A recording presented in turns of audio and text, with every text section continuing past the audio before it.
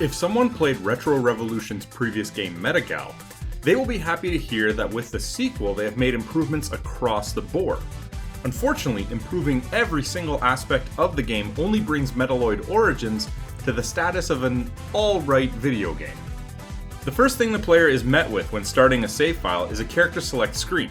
There are 3 different characters called Predators to choose from, and of course their look is very anime inspired, including cat ears built into Erica's helmet. On the bottom of the screen will be a series of icons displaying different abilities the character will be able to unlock. In what becomes a running theme for the game, none of them are explained. I had to run the first level with each to get an idea of just the starting loadouts in order to make my pick. I started my actual playthrough with Zeta because I liked the base weapon's slight spread and the fact that her first special ability shot a wall of electricity in both directions. After picking my difficulty, a choice between normal and hard, I was taken to a stage select screen. This was where the realization that this was not Mega Man hit me, because the levels were arranged in a linear fashion, and only the first was available to me. From that point on, levels unlocked one at a time, and while it's possible to go back and replay previous levels, the feeling of choice was completely gone. The other realization was that there would be no system like that of unlocking and using boss weapons in a strategic order. There are different weapon types, but they are unlocked by using the in-game currency known as Solarium. The first of 2 problems with this is that all of the weapon types beyond the default use the same ammo reserves that deplete very quickly. The second is that this currency is used for everything, including needing it to respawn. This makes it that you better unlock the additional weapons before you get to the challenging levels, because it will cost you 50 Solarium each time you die. That is until you have none left, at which time the respawn is free. It's an odd choice. So after making these selections, you find yourself in the first level and come across the first few tutorial tips. Here we go back to the lack of explanation, as you will be given tips like holding the dash button in a direction will let you move faster. What's missing here though is actually telling you which button is your dash.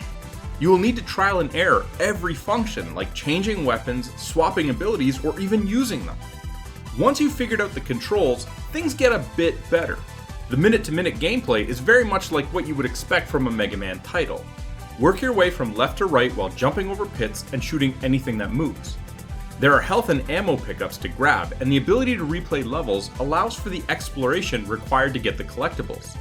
In this case, energy tanks and armor pieces are replaced by large crystals and extra abilities. There is even a nice dose of pacing changes provided in the form of auto-scrolling shooter levels or vehicle segments.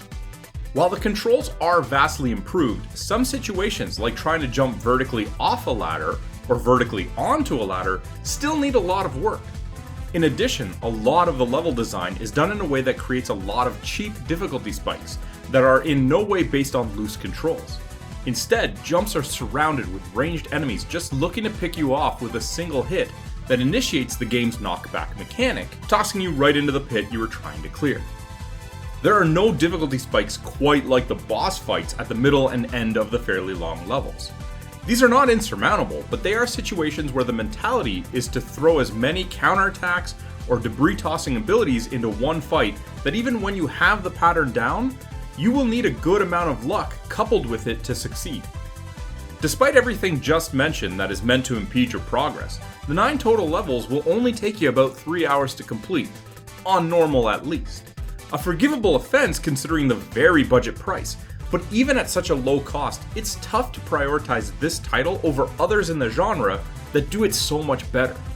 It was almost impossible to look at the game and not feel like a comparison to the Mega Man franchise was inevitable.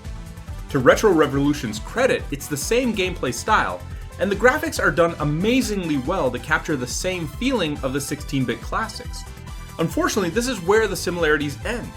This doesn't make it a bad game, but it does unfortunately keep it from being a really good one. Metaloid Origins earns a 5 out of 10. Hey, did you like that video? If you did, be sure to let us know by clicking the like button and leaving a comment. If you want to be first in line for any new content, be sure to subscribe to our channel and then hit up our Facebook page. The link's in the description below to see what's coming up next.